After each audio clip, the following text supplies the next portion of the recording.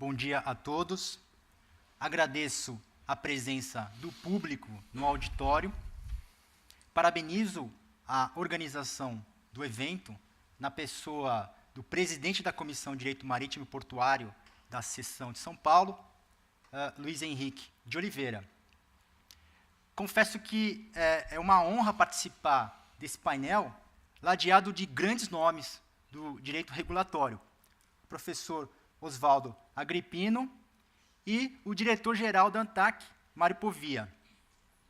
Espero que minha fala esteja à altura de meus pares.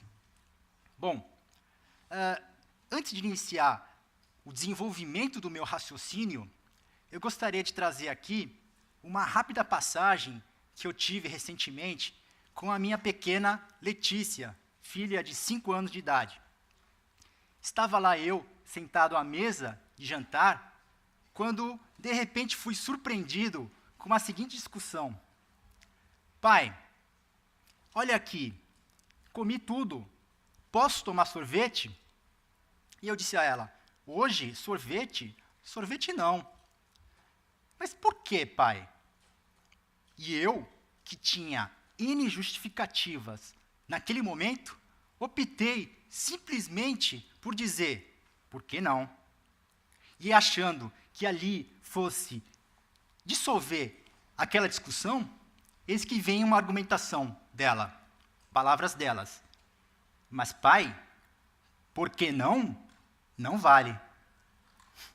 Tomei, então, aquilo para mim e me comprometi a adequar aquele diálogo dentro da minha fala com uma forma de homenagear aquela insistência da minha grande pequena. Vamos lá. Olha só, dentro da proposta que nos foi apresentada nesse painel de hoje, consequências da RN 18 no mercado de shipping, eu destaco aqui dois grandes pontos, né? O primeiro ponto, que seria a recusa do direito de transporte e, propriamente dito, e o segundo ponto, que seria a sobreestadia de container. Olha só, uma consequência geradora de uma outra consequência, né? É o efeito cascata de consequências, né? É importante deixar registrado aqui que, independentemente dessa notícia trazida pelo diretor-geral sobre a inconstitucionalidade, né, da RN, e o que não tenho dúvidas de que isso vai ser derrubado em breve, eu parto da premissa de que a agência ela não tem só a legitimidade, mas, sobretudo, enquanto ente técnico especializado, o dever de estabelecer direitos e deveres ao setor, desde que observada a lei. Tá? O conceito moderno de Estado, ele reclamou a revisão de suas estratégias intervencionistas e regulatórias, trazendo à ANTAC aquele papel justamente de suprir um burocrático processo político-legislativo. Então, de modo que atribuir o poder normativo às agências nada mais é do que aparelhar o Estado de modo eficiente, né, trazendo as normas com viés técnico, né, para disciplinar não só o serviço público, mas também, e sobretudo, propiciar uma forte influência regulatória na autonomia, na atividade econômica da iniciativa privada. Feito, então, essa pequena introdução, eu passo para o ponto 1, recusa do transporte. Olha só, lá no artigo 10 da RN 18, traz-se 6 hipóteses de recusa. A primeira hipótese é inobservância de preceito legal ou regulamentar. Hipótese número 2, insuficiência ou imperfeição do acondicionamento do volume.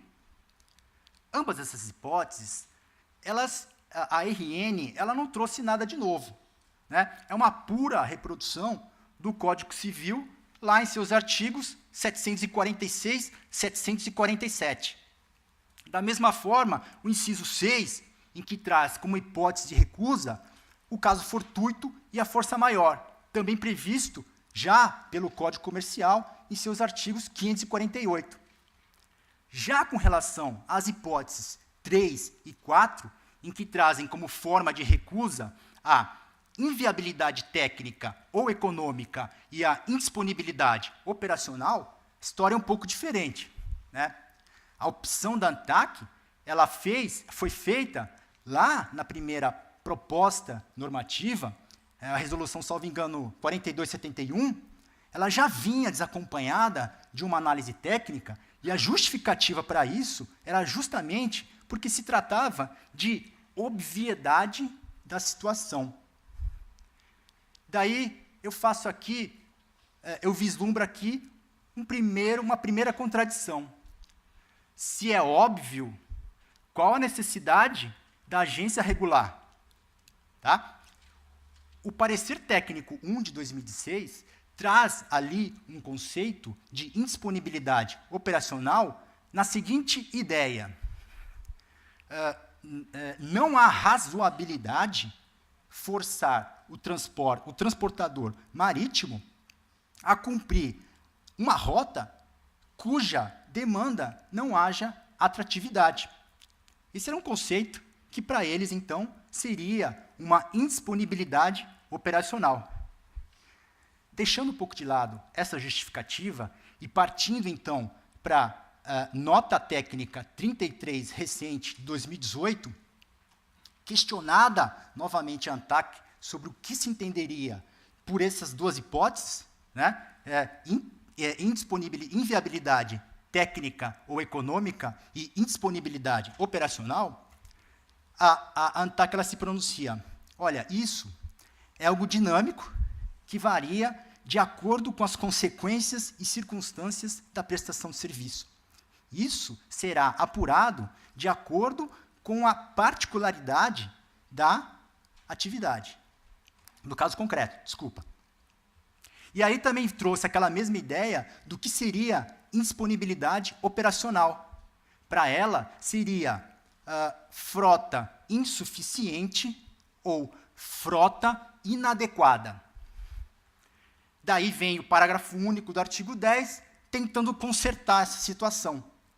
Caso haja reserva de praça, o transportador ele não poderá invocar a recusa do serviço de transporte. E aí eu vislumbro aqui uma segunda contradição. Qual seja? Olha só, no caso específico de indisponibilidade operacional. Porque, para a ANTAC, o que é indisponibilidade operacional? É uma rota que não tem demanda atrativa, é uma frota inadequada ou é uma frota insuficiente. Nesse contexto, eu me pergunto, vai haver uma oferta? É óbvio que não vai ter oferta. Se não houver oferta, não tem reserva de praça. E se não tem reserva de praça, é inócuo a redação do parágrafo único do artigo 10. Caso haja reserva de praça, o transportador não poderá motivar, invocar a prestação, a recusa do serviço de transporte. Mas olha só, a grande discussão está aqui, né, nesses dois dispositivos. O gravame maior vem no subsequente, em que traz lá no inciso 5 a inadimplência comprovada. Né? Aqui, para mim, há não só uma ausência de análise técnica, mas também uma quebra na regra da interpretação sistemática, do ordenamento como um todo. Eu me pergunto qual teria sido a matriz constitucional ou infralegal que teria a ANTAC adotado para justificar essa disciplina. Teria sido a autonomia da vontade? Em outras palavras, eu, enquanto transportador marítimo, regido pelo regime jurídico de direito privado, eu realizo um transporte quando eu quero, como eu quero e a quem eu quero. E mais, a quem me paga de forma adimplente. Princípio da autonomia da vontade. Correto? Errado. Eu não posso pensar um princípio por si só e fazer dele verdade absoluta. Nenhum direito absoluto. A interpretação aqui há que ser feita de forma sistemática. A liberdade de contratar, ela é exercida em razão e nos limites da função social do contrato. Tá? De modo que eu, transportador marítimo, enquanto ofereço uma rota, e essa rota ela vem a ser reservada por uma praça, uma reserva de praça, as relações jurídicas dali existentes, elas se encerram nitidamente numa relação contratual, onde a proposta ela vincula e obriga o transportador a cumprir o contrato, cumprir transporte. Tá? Então, a autonomia da vontade e até mesmo o poder de retratação do transportador, ele é afastado pelo poder de vinculação da proposta ao proponente. É aquela regra do parágrafo único do artigo 10, em que traz, no caso de reserva de praça, o transportador não pode invocar a recusa do transporte. Então eu me pergunto, qual teria sido a razão da agência reguladora não disciplinar o inciso 5, inadimplência comprovada, na excepcionalidade da regra do parágrafo único? Digo mais, o que é mais razoável?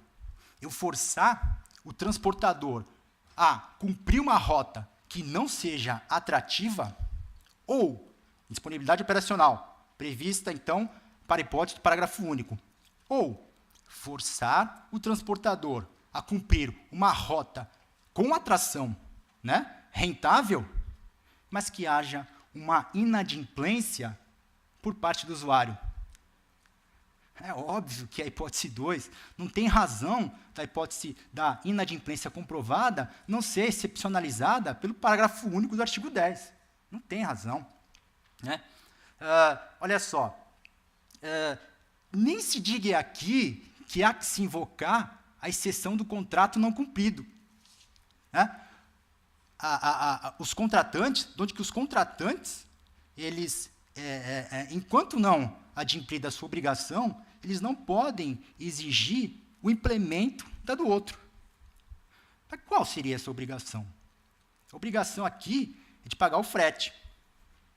Qualquer recusa por parte do transportador só é admitível a invocação da exceção do contrato não cumprido pela recusa do usuário no pagamento frete. Dívida pretérita, seja lá qualquer natureza, o transportador tem os meios próprios para cobrar e não pode se utilizar da coerção a pretexto de satisfação dos seus interesses. Bom, partindo então agora para o segundo ponto, sobre a estadia de container, onde eu havia anunciado aqui seria uma consequência de uma consequência, o efeito cascata de consequências. Por quê? Porque a ANTAC ela admite como recusa do serviço de transporte a sobreestadia de container. Em em uma consulta à ouvidoria, ela foi lá e admitiu isso. Infelizmente, porque o que antes era uma prática clandestina, virou agora, tornou-se aberta e com aval da agência reguladora, a famigerada blacklist dos transportadores marítimos.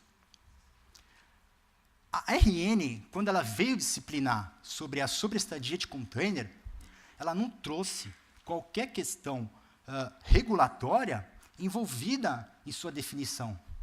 Isso é uma discussão antiga.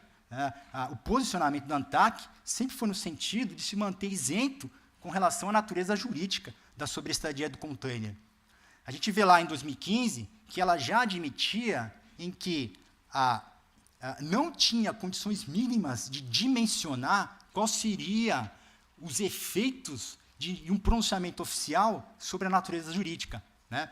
Ressaltava-se àquela época de que não havia uma pacificidade, tanto na doutrina quanto na jurisprudência, sobre a natureza jurídica.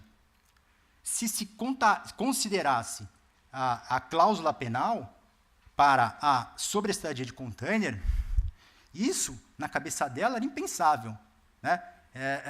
Geraria uma cultura de não devolução do container e, consequentemente, geraria irreversíveis prejuízos fiscais, irreversíveis danos financeiros ao próprio transportador, inclusive déficits na oferta do container, né? 2015 isso. 2016, também lá no parecer técnico 1, é o mesmo conceito. Se fosse adotada, então, como natureza jurídica a cláusula penal, haveria uma reestruturação toda dos contratos do setor, onde que não haveria a possibilidade de inclusão de uma cláusula nesse sentido, né?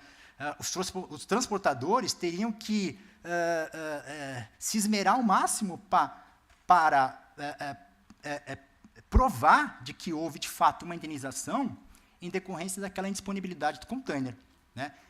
Para a agência seria uma tarefa árdua, palavras dela. E em 2018, agora, vem a cartilha e solta, do meu ponto de vista, uma natureza jurídica às avessas, né? Ela fala lá que a sobreestadia de container, ela não tem natureza de cláusula penal e a sua cobrança ela não pode ficar limitada ao valor do container ou do frete. Aqui eu me filio, né, sou solidário à Procuradoria Federal junto à ANTAC, quando ela proferiu um parecer em 2015 no seguinte sentido: a ANTAC ela deve apresentar as suas justificativas e análises quanto à regulamentação proposta. Não é porque não existe uma norma que discipline sobre a análise de impacto regulatório é que a motivação não haverá pretexto para a prática daquele ato, né? Isso não deve servir de pretexto. A agência ela deve, sim, apurar quais seriam as evidências técnicas que motivaram, que subsidiaram a tomada daquela decisão. E aqui, parafraseando o filósofo americano Jaspers, que bem se adequa a essa situação, ele dizia: qualquer rótulo é conveniente na medida em que nos ponhamos de acordo com ele e usemos de sua maneira consequente. A garrafa, ela conterá a mesma substância, ainda que eu coloque um rótulo distinto. Assim como a coisa será a mesma, ainda que eu utilize uma palavra distinta para designá-la. É o caso. Independentemente do rótulo que a ANTAC pretenda colocar na sobreestadia de container, enquanto não houver o estudo de uma análise de impacto regulatório, a essência dela vai ser a mesma, tá? E o que não foi feito no caso concreto da RN 18. Por fim, é inadmissível, como resposta dada pela nota técnica 33 de 2018, que a análise de impacto regulatório é uma mera recomendação, sem conteúdo obrigatório, com todo respeito. A diretriz geral de análise de impacto regulatório e sua respectiva guia, né, lançada recentemente pela Casa Civil, nada mais é do que um reconhecimento de que nada daquilo foi feito por parte da ANTAC, sendo obrigatório, desde o seu nascedouro, por se tratar de um princípio basilar da administração pública, que é a motivação.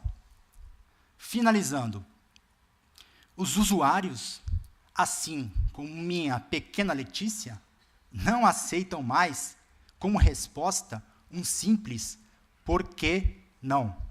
Muito obrigado.